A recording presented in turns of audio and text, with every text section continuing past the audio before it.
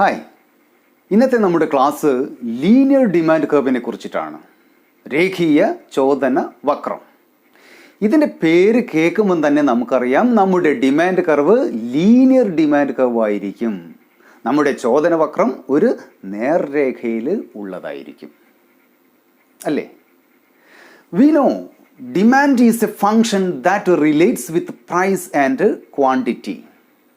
That is, demand changes with respect to the change in price. ഒരു സാധനത്തിൻ്റെ ചോദനത്തിൻ്റെ അളവ് അതിൻ്റെ വിലയെ ആശ്രയിച്ചിരിക്കുന്നു. ശരിയല്ലേ? ഓക്കെ, നമ്മൾ കടയിലൊക്കെ പോയിട്ടുണ്ടെങ്കിൽ ഒരു സാധനത്തിൻ്റെ വില ചോദിച്ച് അറിഞ്ഞതിന് ശേഷം മാത്രമാണ് അത് എത്രമാത്രം ക്വാണ്ടിറ്റി വാങ്ങിക്കണം എന്ന് തീരുമാനിക്കുന്നത്, അല്ലേ? അങ്ങനെയല്ലേ എല്ലാവരും ചെയ്യാറുള്ളത്?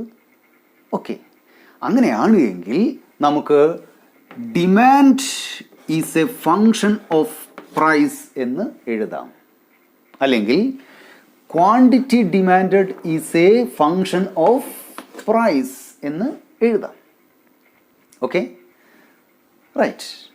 ഇക്കണോമിക്സിൽ പൊതുവേ ലീനിയർ ഡിമാൻഡ് കർവിൻ്റെ ഇക്വേഷൻ എഴുതാറുള്ളത് D P is equal to A minus B P എന്നാണ്.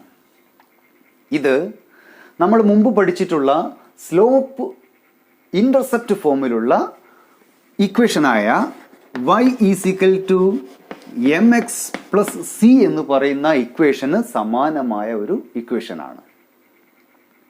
നാം മാത്തമാറ്റിക്സിൽ പഠിച്ചിട്ടുള്ള y is equal to M X plus C എന്ന് പറയുന്ന ഇക്വേഷനിൽ നമുക്കറിയാം ഇവിടെ എക്സും വൈയുമാണ് വേരിയബിൾസ്, ഇല്ലേ? ഇവിടെയുള്ള പാരാമീറ്റേഴ്സ് ആണ് സിയും എമ്മും. കൂടാതെ എം എന്ന് പറയുന്നത് എക്സിൻ്റെ കോഎഫിഷ്യൻ്റ് ആണ്.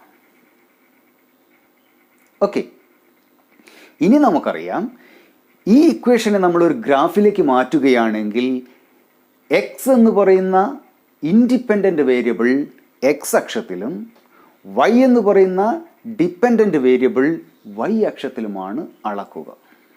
റൈറ്റ്. ഈ ഇക്വേഷനെ നമുക്ക് ഒന്ന് മാറ്റി എഴുതാം.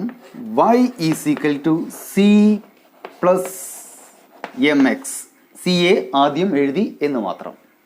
ഓക്കെ, നമുക്കറിയാം y is equal to C plus M X എന്ന് പറയുന്ന ഇക്വേഷനിൽ സി എന്ന് പറയുന്നത് വേർട്ടിക്കൽ ഇൻ്റർസെപ്റ്റ് ആണ്, എം എന്ന് പറയുന്നത് പ്ലസ് എം എന്ന് പറയുന്നത് എന്താണ്? സ്ലോപ്പാണ്, ഇല്ലേ? ഇനി നോക്കുക, നമുക്ക് ഈ ഇക്വേഷന് വാല്യൂ കൊടുക്കാം. y is equal to 5 plus 2x എന്ന് എഴുതുന്നു. y is equal to 5 plus 2x. ഇവിടെ 5 വേർട്ടിക്കൽ ഇൻ്റർസെപ്റ്റ് ആയിരിക്കണം, പ്ലസ് 2 സ്ലോപ്പും ആയിരിക്കണം. നമുക്കൊന്ന് പരിശോധിക്കാം. ഇതാണ് നമ്മുടെ പ്ലെയിൻ. ഇവിടെ എക്സ് അളക്കുന്നു, വൈ ആക്സിസിൽ വൈയും അളക്കുന്നു. എക്സിൻ്റെ വാല്യൂ 0 എങ്കിൽ 0 ഇൻറ്റു 2 0. അപ്പോൾ വൈ ഈസ് ഈക്വൽ ടു എന്ത് കിട്ടും? 5 കിട്ടും. എക്സിൻ്റെ വില 0 എങ്കിൽ വൈ എന്തായിരിക്കും? 5 ആയിരിക്കും. അതല്ലേ നമ്മുടെ വേർട്ടിക്കൽ ഇൻ്റർസെപ്റ്റ്. റൈറ്റ്. ഇനി നമുക്ക് എക്സിന് 0ക്ക് പകരം 1 എന്ന് പറയുന്ന വാല്യൂ കൊടുത്ത് നോക്കാം. എക്സ് 1 എന്ന് പറയുന്ന വില സ്വീകരിക്കുമ്പോൾ 1 ഇൻറ്റു 2 2 2 പ്ലസ് 5 7, അല്ലേ? എക്സ് 1 ആകുമ്പോൾ വൈ എത്രയാകുന്നു? 7 ആകുന്നു. അപ്പോൾ ഇവിടെ ഒരു പോയിന്റ് കിട്ടും നമുക്ക്. റൈറ്റ്. ഈ പോയിന്റുകളെ യോജിപ്പിക്കുകയാണെങ്കിൽ നമുക്ക് ഒരു straight line upward sloping curve ലഭിക്കും. റൈറ്റ്. നമ്മുടെ കോഎഫിഷ്യൻ്റായ എം പ്ലസ് സൈൻ ആണ് എങ്കിൽ നമ്മുടെ കർവിൻ്റെ ചരിവ് എന്തായിരിക്കും? അപ്വേർഡ് സ്ലോപ്പിംഗ് ആയിരിക്കും. എന്ന് വെച്ചാൽ എക്സും വൈയും തമ്മിലുള്ള ബന്ധം എന്തായിരിക്കും? ഡയറക്റ്റ് ആയിരിക്കും, അല്ലെങ്കിൽ പോസിറ്റീവ് ആയിരിക്കും. പോസിറ്റീവ് ബന്ധമുള്ള രണ്ട് വേരിയബിൾസിനെ ഗ്രാഫിലേക്ക് മാറ്റുകയാണെങ്കിൽ നമുക്ക് ലഭിക്കുന്ന വക്രവും എന്തായിരിക്കും? പോസിറ്റീവ്ലി സ്ലോപ്പിംഗ് ആയിരിക്കും. അപ്പോൾ ഒരു ലീനിയർ ഡിമാൻഡ് കർവിൻ്റെ സ്ലോപ്പ് പോസിറ്റീവ് ആയിരിക്കണോ അപ്വേർഡ് സ്ലോപ്പിംഗ് ആയിരിക്കണോ എന്ന് തീരുമാനിക്കുന്നത് കോഎഫിഷ്യൻറ്റിൻ്റെ സൈനാണ്. പ്ലസ് സൈൻ ആണ് എങ്കിൽ രണ്ട് വേരിയബിൾസും എങ്ങനെയായിരിക്കും? ഡയറക്റ്റ് റിലേഷൻഷിപ്പ് ആയിരിക്കും, അതായത് പോസിറ്റീവ് റിലേഷൻഷിപ്പ് ആയിരിക്കും. എന്ന് വെച്ചാൽ പോസിറ്റീവ്ലി സ്ലോപ്പിംഗ് കർവ് ആയിരിക്കും നമുക്ക് അവിടെ ലഭിക്കുക. ഓക്കെ, ഇനി നമ്മുടെ ഇക്വേഷനിൽ ചെറിയൊരു മാറ്റം വരുത്തുകയാണ്. ശ്രദ്ധിക്കുക. y is equal to C minus M X. എന്ത് മാറ്റം ഉണ്ടായത്? അതെ, സ്ലോപ്പ് കോഎഫിഷ്യൻ്റായ എമ്മിൻ്റെ സൈൻ പോസിറ്റീവ് അല്ല, ഇവിടെ എന്താണ്? നെഗറ്റീവാണ്. എന്ന് വെച്ചിട്ടുണ്ടെങ്കിൽ നമ്മുടെ വേരിയബിൾ ആയിട്ടുള്ള എക്സും വൈയും തമ്മിൽ നെഗറ്റീവ് റിലേഷൻഷിപ്പാണ് ഉണ്ടാവുക. ഇൻവേഴ്സ് റിലേഷൻഷിപ്പാണ് അവിടെ ഉണ്ടാവുക. നമുക്ക് നോക്കാം. y is equal to 5 minus 2x ചെയ്ത് നോക്കാം. എക്സിന് 0 ആണ് ഇടുന്നത് എങ്കിൽ 0 ഇൻറ്റു 2 0. അപ്പോൾ y ഈസ് ഈക്വൽ ടു എന്താകും? 5 ആയിരിക്കും, ഇല്ലേ? y ഇൻ്റർസെപ്റ്റ് ഇവിടെ എത്രയായിരിക്കും? 5 ആയിരിക്കും. അപ്പോൾ ഗ്രാഫിൽ എക്സ് വൈ, എക്സ് 0 ആകുമ്പോൾ y ഇൻ്റർസെപ്റ്റ് എത്രയായിരിക്കും എന്നാണ് പറഞ്ഞത്? 5 ആയിരിക്കും. റൈറ്റ്. ഇനി എക്സിൻ്റെ വാല്യൂ 1 ആണ് എങ്കിൽ, എക്സിൻ്റെ വാല്യൂ 1 ആണ് എങ്കിൽ 1 ഇൻറ്റു 2 2, 5 മൈനസ് 2 3. അപ്പോൾ എക്സ് 1 ആകുമ്പോൾ y എത്രയായിട്ടുണ്ട്? 3 ആയിട്ടുണ്ട്. ഉദാഹരണത്തിന് 3 ഇവിടെയാണെന്ന് നോക്കിയാൽ ഇവിടെ ആയിട്ടുണ്ട്. ഓക്കെ, അപ്പോൾ നമുക്ക് കിട്ടുന്ന ലൈൻ എങ്ങനെയായിരിക്കും? ഡൗൺവേർഡ് സ്ലോപ്പിംഗ് സ്ട്രെയിറ്റ് ലൈൻ ആയിരിക്കും. അപ്പോൾ ഒരു linear demand curve inverse relationship ആണോ അല്ലെങ്കിൽ നെഗറ്റീവ് റിലേഷൻഷിപ്പ് ആണോ അല്ലെങ്കിൽ നെഗറ്റീവ് സ്ലോപ്പിംഗ് ആണോ എന്ന് മനസ്സിലാക്കണമെങ്കിൽ നമ്മുടെ കോഎഫിഷ്യൻ്റ് ആയിട്ടുള്ള സ്ലോപ്പ് കോഎഫിഷ്യൻ്റ് ആയിട്ടുള്ള എമ്മിൻ്റെ സൈൻ എന്താണെന്ന് നോക്കിയാൽ മതി. സ്ലോപ്പ് കോഎഫിഷ്യൻ്റെ സൈൻ നെഗറ്റീവ് ആണെങ്കിൽ നെഗറ്റീവ്ലി സ്ലോപ്പിംഗ് കർവ് ആയിരിക്കും. പ്ലസ് ആണ് സൈൻ എങ്കിൽ പോസിറ്റീവ്ലി സ്ലോപ്പിംഗ് കർവ് ആയിരിക്കും നമുക്ക് ലഭിക്കുക. ക്ലിയർ അല്ലേ? നമ്മുടെ ഇക്കണോമിക്സിലെ യൂഷ്വൽ ലീനിയർ ഡിമാൻഡ് ഇക്വേഷൻ എന്തായിരുന്നു? D P is equal to A minus B P, where 0 less than or is equal to P less than or is equal to A by B. Okay, 0, P greater than A by B. ഇതാണ്. Okay, നമ്മൾ മാത്തമാറ്റിക്സിൽ പഠിച്ച പ്രകാരം price എന്ന് പറയുന്ന independent variable horizontal ആക്സിസിലും D എന്ന് പറയുന്ന demand എന്ന് പറയുന്ന ഡിപ്പെൻഡൻറ്റ് വേരിയബിൾ വേർട്ടിക്കൽ ആക്സിസിലുമാണ് അളക്കേണ്ടത്. എന്നാൽ ഇക്കണോമിക്സിലെ പതിവ് രീതി പ്രകാരം നേരെ തിരിച്ചാണ് നമ്മൾ അളക്കുന്നത്. ഡിപ്പെൻഡൻറ്റ് വേരിയബിൾ ആയിട്ടുള്ള ഡിമാൻഡ് അല്ലെങ്കിൽ ക്വാണ്ടിറ്റി ഡിമാൻഡ് നാം ഹൊറിസോണ്ടൽ ആക്സിസിൽ അല്ലെങ്കിൽ എക്സ് ആക്സിസിലും, ഇൻഡിപെൻഡൻറ്റ് വേരിയബിൾ ആയിട്ടുള്ള പ്രൈസ് നാം വേർട്ടിക്കൽ ആക്സിസിലുമാണ് അളക്കുന്നത്. അപ്പോൾ എക്സ് അക്ഷത്തിൽ നമ്മൾ ക്വാണ്ടിറ്റി ഡിമാൻഡും വൈ അക്ഷത്തിൽ എന്താണ് അളക്കുന്നത്? യെസ്, പ്രൈസുമാണ് നാം അളക്കുന്നത്. ഇക്കണോമിക്സിലെ രീതി അങ്ങനെയാണ്.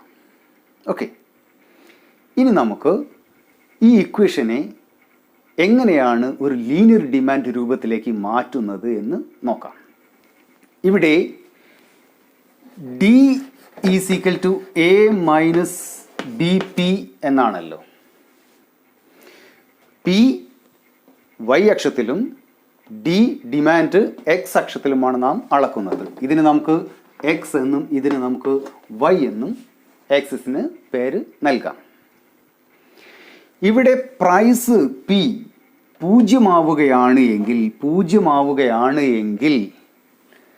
0 ഇൻറ്റു ബി എന്തായിരിക്കും? 0 കൊണ്ട് എന്തിനെ മൾട്ടിപ്ലൈ ചെയ്താലും 0 പോകും. അപ്പോൾ ഇവിടെ എന്തേ ഉണ്ടാവുള്ളൂ? A. Demand is equal to എന്തായിരിക്കും? എ ആയിരിക്കും. അതായത് പ്രൈസ് 0 ആവുകയാണ് എങ്കിൽ, പ്രൈസ് ഇവിടെയല്ലേ നടക്കുന്നത്, പ്രൈസ് 0 ആവുകയാണെങ്കിൽ ഡിമാൻഡ് ഈസ് ഈക്വൽ ടു എന്തായിരിക്കും? എ ആയിരിക്കും. അപ്പോൾ ഡിമാൻഡ് എത്ര ഉണ്ടായിരിക്കും? എ ആയിരിക്കും. മനസ്സിലായില്ലേ? ഓക്കെ. ഇനി നോക്കുക, നമ്മുടെ ഡിമാൻഡ് 0 ആണ് എന്ന് സങ്കല്പിക്കുക. ഡിമാൻഡിന് പകരം നമ്മൾ എന്ത് കൊടുക്കുന്നു?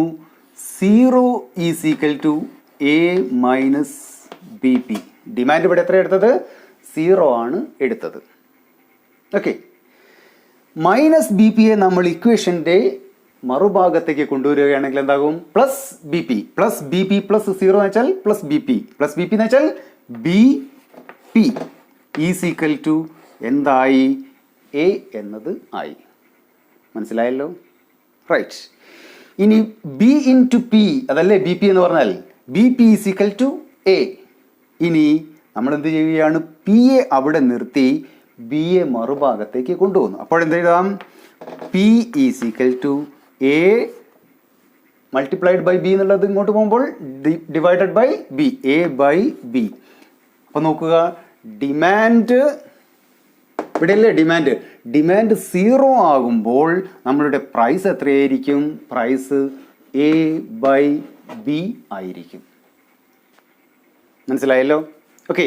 അപ്പോൾ ഈ 2 പോയിന്റുകളും തമ്മിൽ യോജിപ്പിച്ചിട്ടുണ്ട് എങ്കിൽ നമുക്ക് നമ്മുടെ ലീനിയർ ഡിമാൻഡ് കർവ് കിട്ടിയിരിക്കും. അതെന്താണ്? Q is equal to A minus B P. Okay. ഇനി നോക്കുക, 0 less than or is equal to P less than or is equal to A by B. എന്താണ് ഇതുകൊണ്ട് അർത്ഥമാക്കുന്നത്? ഓക്കെ. പ്രൈസ് എന്ന് പറയുന്നത് നമ്മളുടെ വൈ ആക്സിസിൽ അളക്കുന്ന പ്രൈസ് 0ക്കും എ ബൈ ബിക്കും ഇടയിലായിരിക്കും. ഒന്നുകിൽ പ്രൈസ് ഈസ് ഈക്വൽ ടു 0 ആയിരിക്കും, അല്ലെങ്കിൽ 0യേക്കാളും കൂടുതലായിരിക്കും. നോക്കുക, നമ്മുടെ പ്രൈസ് 0 ആയിരിക്കാം, വേണമെങ്കിൽ 0 ആവാം. 0 ആയാൽ എത്ര ഡിമാൻഡ് ഉണ്ടാവും? എ ക്വാണ്ടിറ്റി ഡിമാൻഡ് ചെയ്യും. അല്ലെങ്കിൽ എന്തായിരിക്കും? പ്രൈസ് 0യേക്കാൾ കൂടുതൽ ആയിരിക്കും.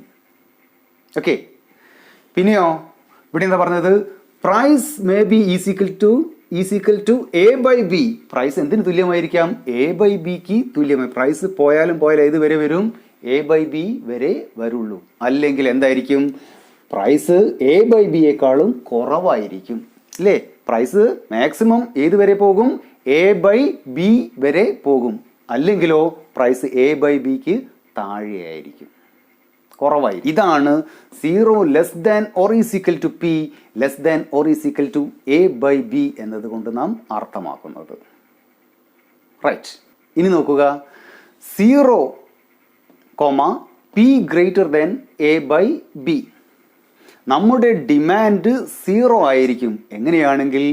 Price greater than A by B ആണ് എങ്കിൽ. നമ്മുടെ സാധനത്തിൻ്റെ വില ഇവിടെ പ്രൈസ് അല്ലേ അളക്കുന്നത്?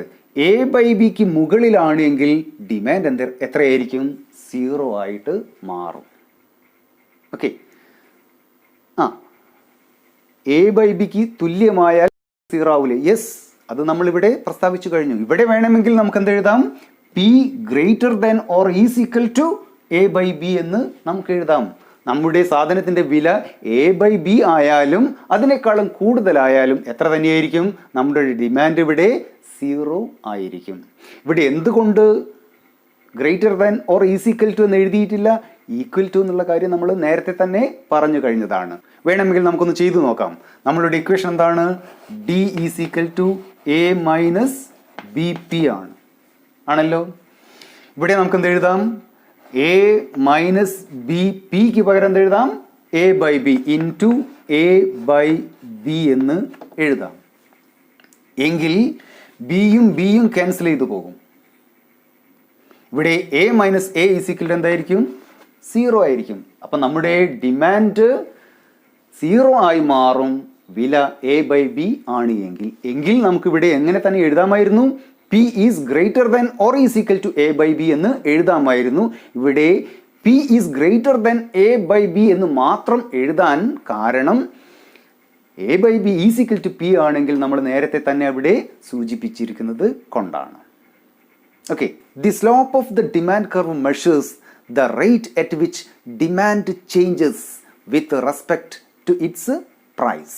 ഇപ്പോൾ നിങ്ങൾക്ക് ലീനിയർ ഡിമാൻഡ് കർവിനെ കുറിച്ചിട്ട് ഒരു ധാരണ ലഭിച്ചിട്ടുണ്ടാവുമെന്ന് വിശ്വസിക്കുന്നു.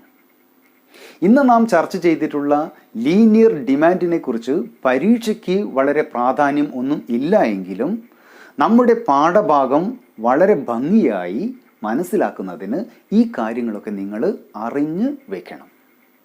ഓക്കെ, ഇന്നത്തെ ക്ലാസ് നിങ്ങൾക്ക് ഇഷ്ടപ്പെട്ടു എന്ന് കരുതുന്നു. നമുക്ക് വീണ്ടും അടുത്ത ക്ലാസ്സിൽ കാണാം. Good bye.